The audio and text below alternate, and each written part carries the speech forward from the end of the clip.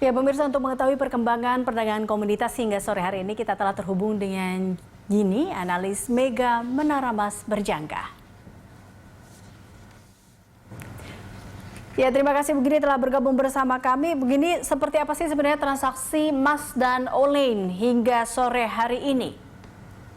Ya, untuk perdagangan di pasar online dan emas untuk hari ini mengalami pergerakan yang cukup signifikan ya.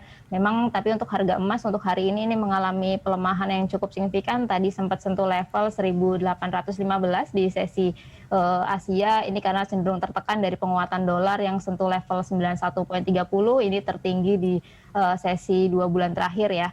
Lalu kemudian untuk di pasar online sendiri ini malah justru berbanding terbalik. Untuk pasar online ini cenderung mengalami peningkatan yang cukup signifikan. Ini merespon dari penguatan harga minyak, ini juga sentuh level tertinggi dalam 1 tahun terakhir. Ini di pasar crude oil WTI ini mengalami penguatan di level 56,2 dolar per barel. Oke, lalu kalau kita lihat terkait dengan prospek volume transaksi emas dan online untuk pekan depan akan seperti apa menurut Anda begini?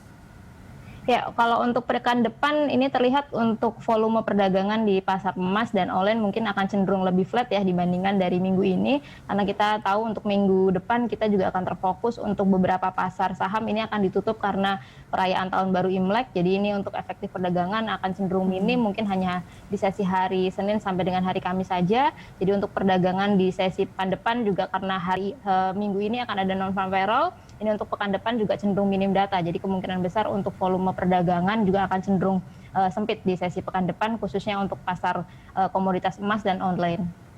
Oke, tapi kalau kita lihat tren harga emas dan online sendiri, Bu Gini, ini Anda melihatnya seperti apa untuk pekan ini dan juga pekan depan?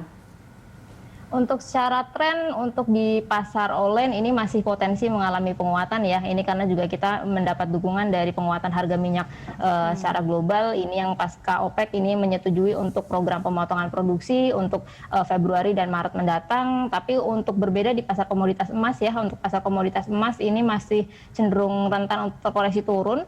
Ini untuk pekan depan ini ada potensi penurunan di bawah level 1800 dengan level support ini di kisaran 1807. Kita akan lihat nanti merespon dari laporan non-farm payroll yang akan dirilis nanti di sesi hari Jumat, apakah sampai dengan akhir sesi penutupan ini berhasil ditutup di bawah level strong support tersebut atau enggak. Karena kalau misalkan memang ditutup di bawah dari level 1807 ini ada potensi pelemahan di minggu depan, ini potensi penguatan di 1790 sampai dengan 1790 di Februari ini. Baik, lalu kalau tadi ya kita lihat juga dengan kondisi di Eropa dan AS saat ini, selain dari dua komoditas tadi, seperti apa juga untuk prospek kakao dan kopi jangka pendek ini Anda lihat ya Bu Gini? Ya, untuk kakao dan kopi ini untuk saat ini memang dari demand ini masih cenderung tidak stabil ya, karena aksi lockdown yang masih akan terus diperpanjang di beberapa negara Eropa sampai dengan periode April ini akan cenderung permintaan untuk pasar kopi ini dan kokoa ini akan cenderung tidak stabil. Tapi dari sisi lain dari supply ini nampaknya akan cenderung membawa harga kakao dan kopi sendiri mengalami penguatan di jangka pendek. Ini melihat dari prospek untuk produksi kakao ini di pasar Eropa sendiri ini selama periode kuartal keempat ini mengalami penurunan sebanyak 3%, sementara di pasar Asia ini produksinya juga turun sekitar 4,2%. Jadi dengan penurunan produksi ini diharapkan dapat meningkatkan di harga kakao. Lalu kemudian juga akibat dari cuaca buruk ya, ini juga cenderung mempengaruhi dari panen kopi sendiri. Ini juga diharapkan dapat meningkatkan harga kopi, khususnya kopi Arabica dan kopi Robusta. Baik, lalu kalau kita lihat persaingan antara emas dan dolar Amerika Serikat untuk Februari ini akan seperti apa?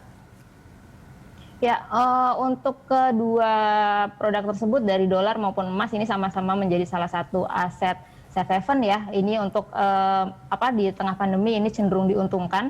Tapi melihat dari sisi lain, ini untuk pasar emas nampaknya untuk penguatannya akan cenderung tertahan karena bagaimanapun ini dolar adalah rival utamanya, jadi begitu melihat dari prospek vaksinasi yang cukup membaik, lalu kemudian juga program rencana stimulus dari pemerintah AS sendiri ini cenderung menguntungkan untuk pasar dolar. Jadi untuk pasar emasnya ini nampaknya akan cenderung tertekan di periode bulan Februari, ini melihat apalagi dolarnya kita stabil di atas level 91 ya, jadi ini nampaknya akan cukup sulit untuk emas untuk bisa bergerak sentuh lagi level 1900.